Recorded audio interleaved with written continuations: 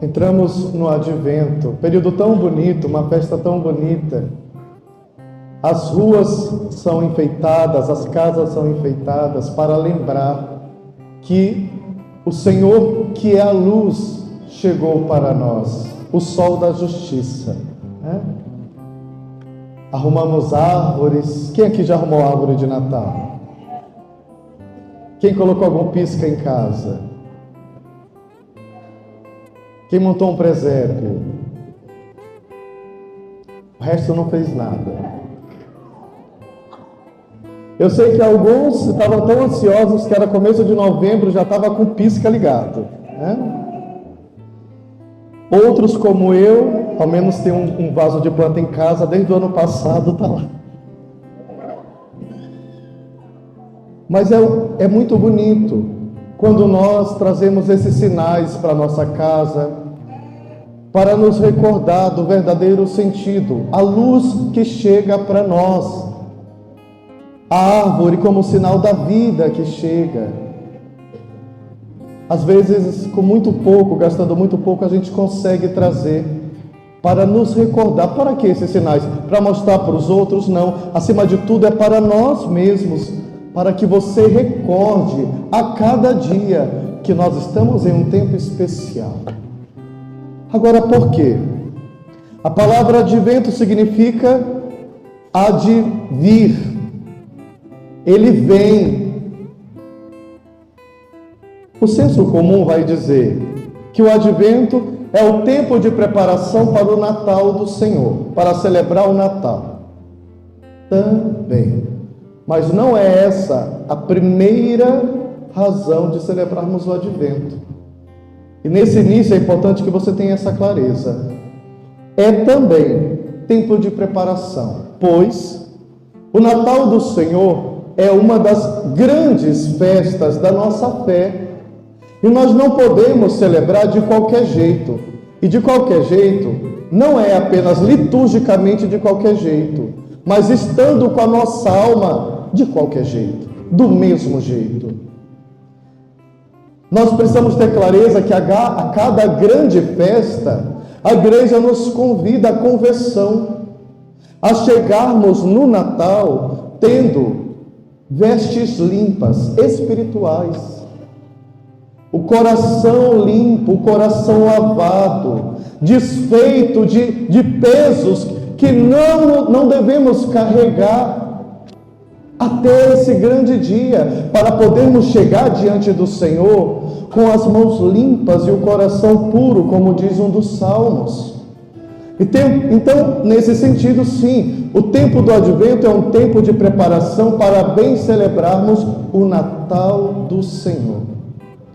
Mas esse é o sentido secundário.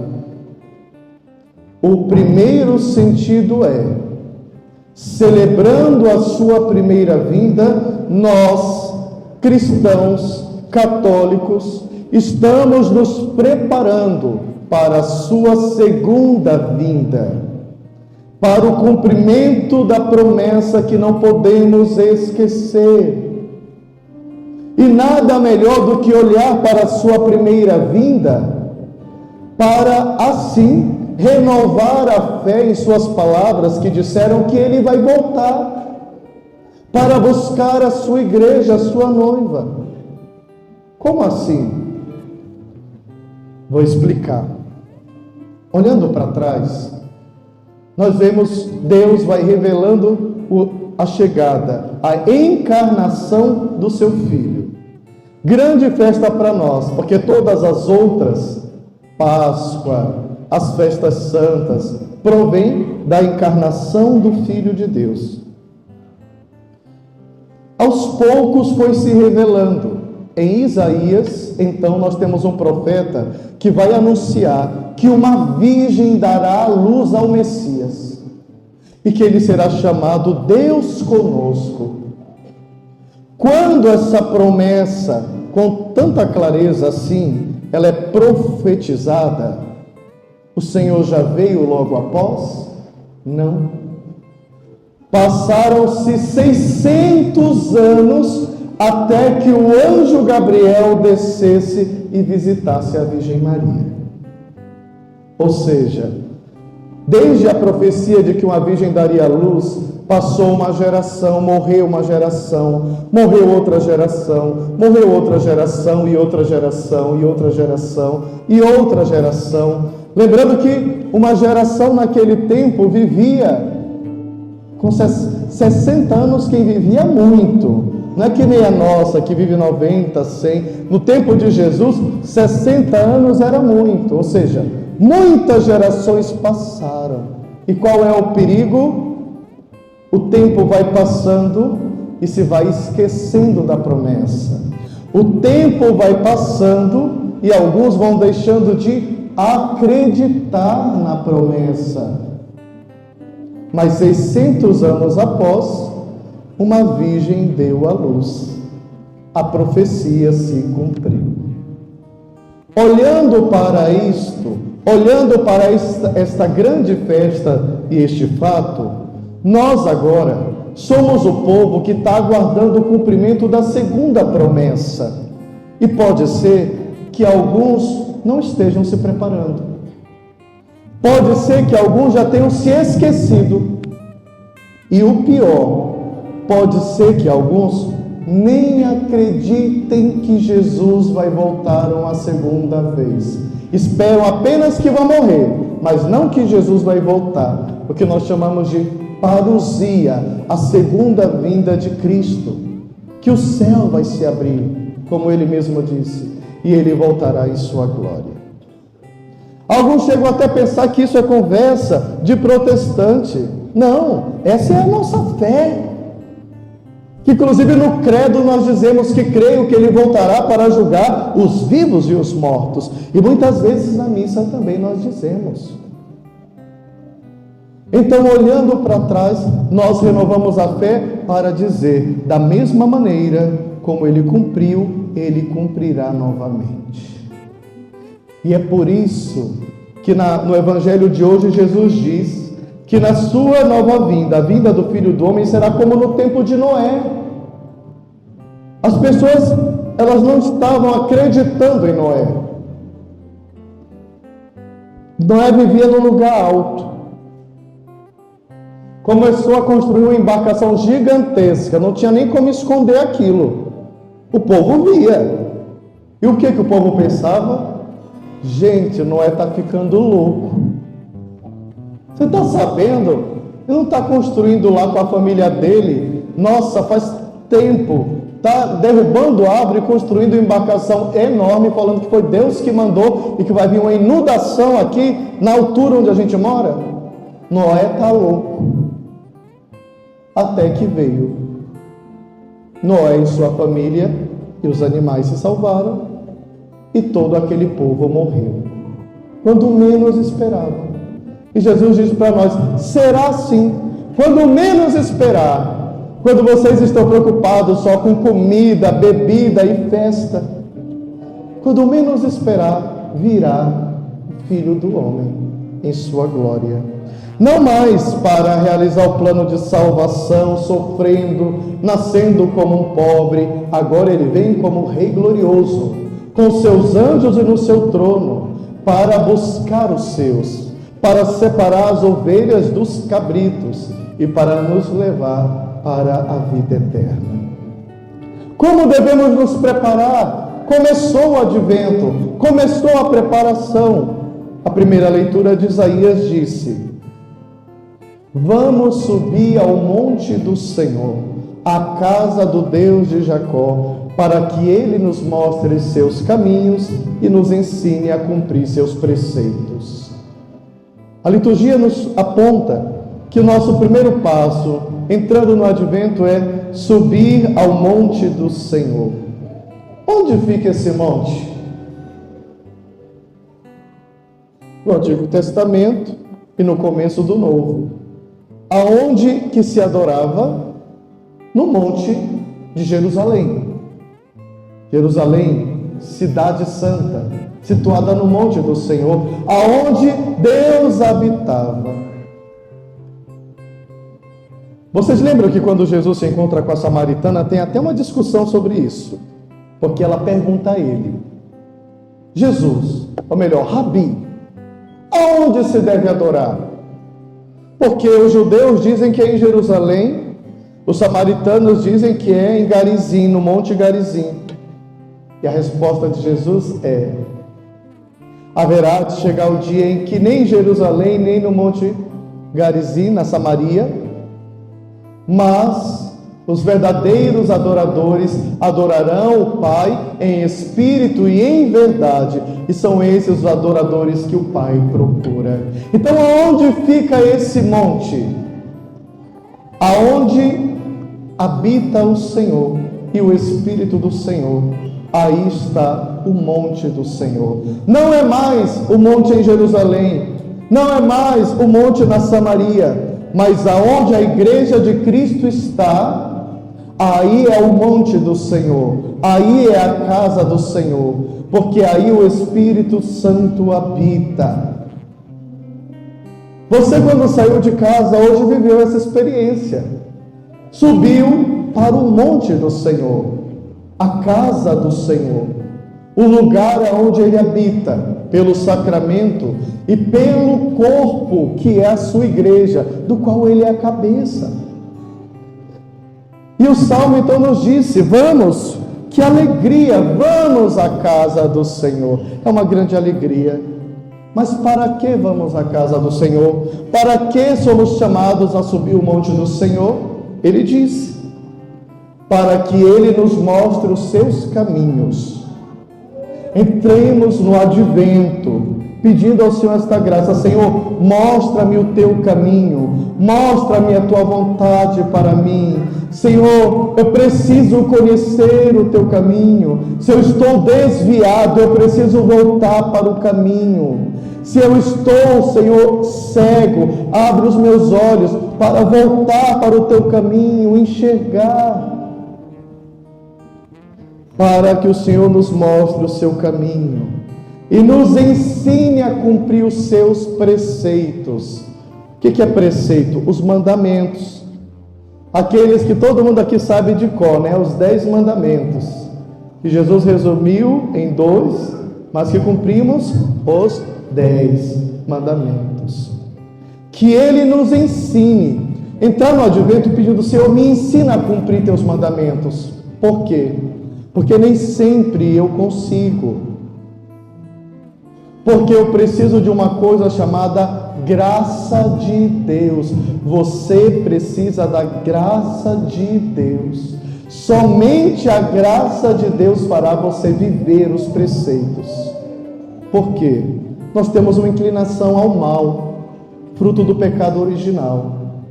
E essa inclinação faz com que às vezes a gente deseje fazer o bem e não faça. Não é o que o Paulo ensina, né? Paulo escreve isso falando de si, mas é uma realidade nossa. Às vezes o bem que eu quero, eu não faço, e o mal que eu não quero, eu acabo fazendo. Ou seja, às vezes nós temos até o desejo de fazer o bem, mas ter o desejo e realizar são coisas diferentes. Senhor, eu tenho desejo, mas sem a tua graça eu não consigo. Senhor, eu tenho desejo, vem me auxiliar, eu preciso do teu auxílio. É assim que a gente entra no advento. Que alegria, vamos à casa do Senhor. Esta palavra tem 2 sentidos. Um é esse, a alegria que nós viemos para viver esse momento na casa do Senhor. E o segundo é: nós estamos na espera de viver definitivamente na casa de Deus. É para isso que a segunda leitura nos disse: vós sabeis em que tempo estamos. Qual é o tempo que nós estamos?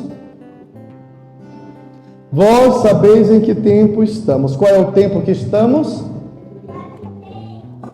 Isso, ainda bem que uma criança respondeu com força: advento. Pois já é hora de despertar. Eu, quando li esta palavra desde ontem, tenho pedido: Senhor, me desperta. E tenho entendido que esse despertar é pessoal. Você deve hoje orar e pedir: Senhor, me desperta. Já é hora de despertar. Mas despertar do quê? Essa é uma resposta que eu não posso te dar. Você tem que perguntar para Deus do que você está precisando despertar. Porque talvez aquilo que eu preciso despertar hoje é diferente daquilo que Deus quer despertar você.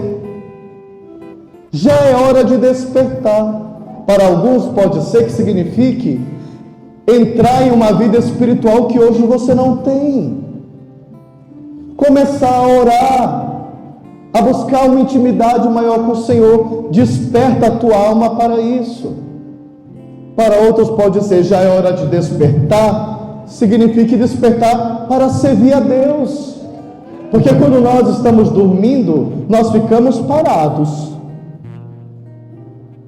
Nós não trabalhamos quando dormimos. Talvez seja despertar para servir.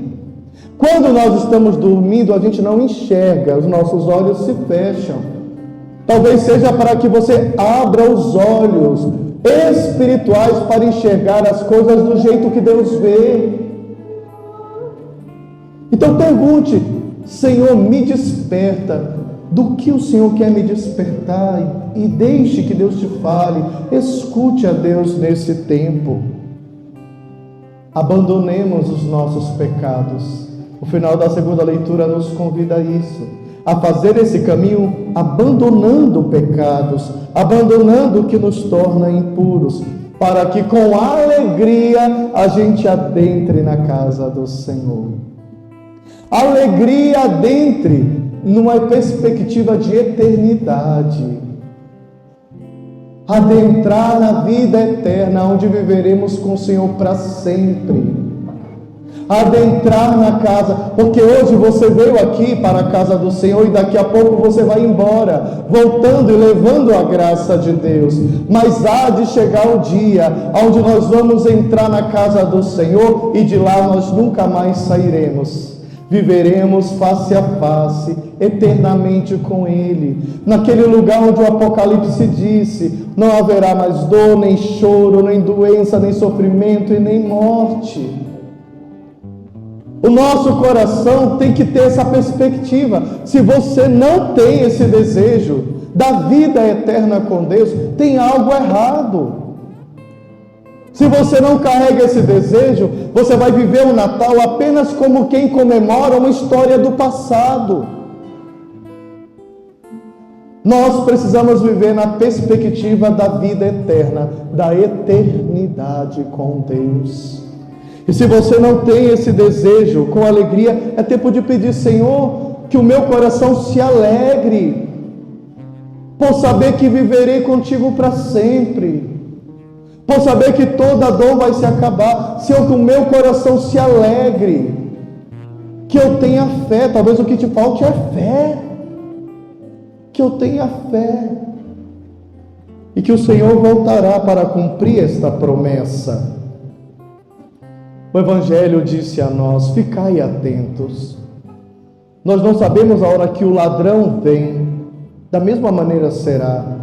Portanto, ficai preparados, porque na hora em que menos pensais, em outra palavra, Jesus vai dizer que nem mesmo Ele, só o Pai, sabe o dia e a hora em que isto irá acontecer. E quando o céu se abrir, como na música de entrada que nós cantamos, e a trombeta tocar, e se esse dia fosse amanhã, como é que você está?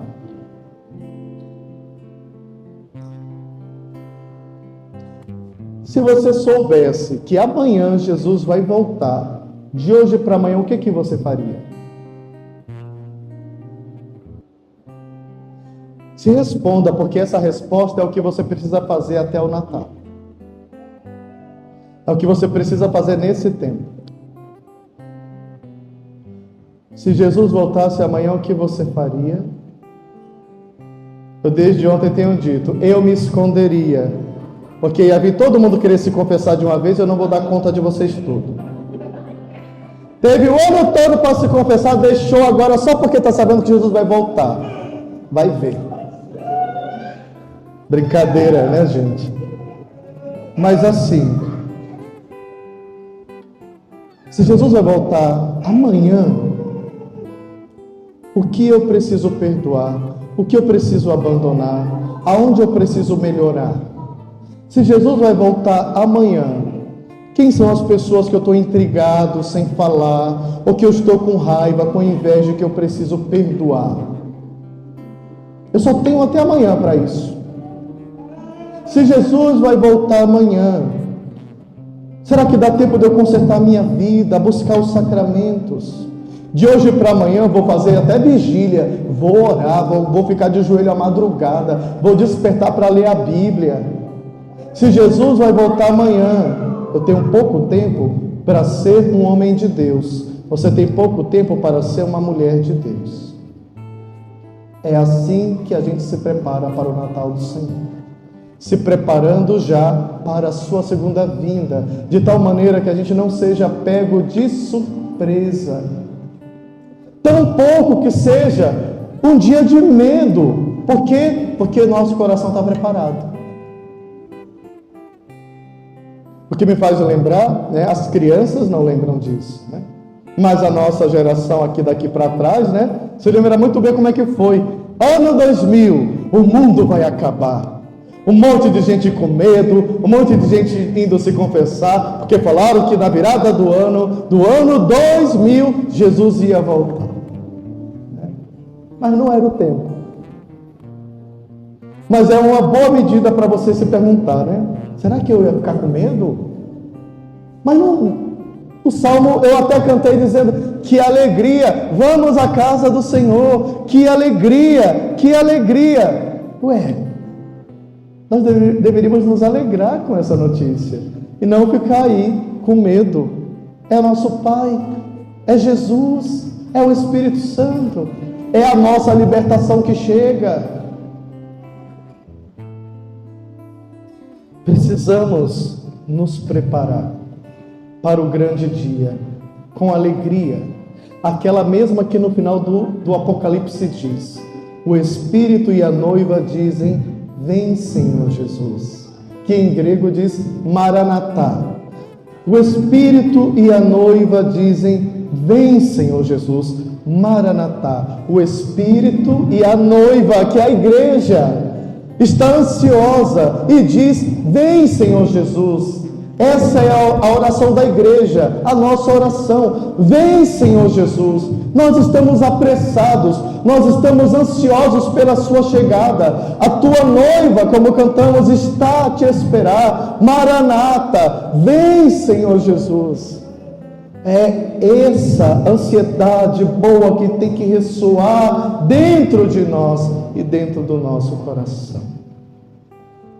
Pedindo ao Senhor esta graça, vamos orar, feche seus olhos.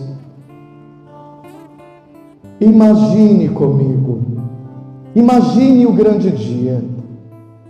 Imagine que a trombeta está tocando e que uma grande luz está abrindo o céu. Imagine que os anjos estão descendo e que Jesus está vindo no seu trono, cercado com os santos e santas que nós admiramos. Qual seria a tua reação diante dessa imagem? Você iria sorrir ou iria chorar? Chorar talvez de alegria. Você iria ficar de pé ou de joelhos? Você iria dançar? O que você faria?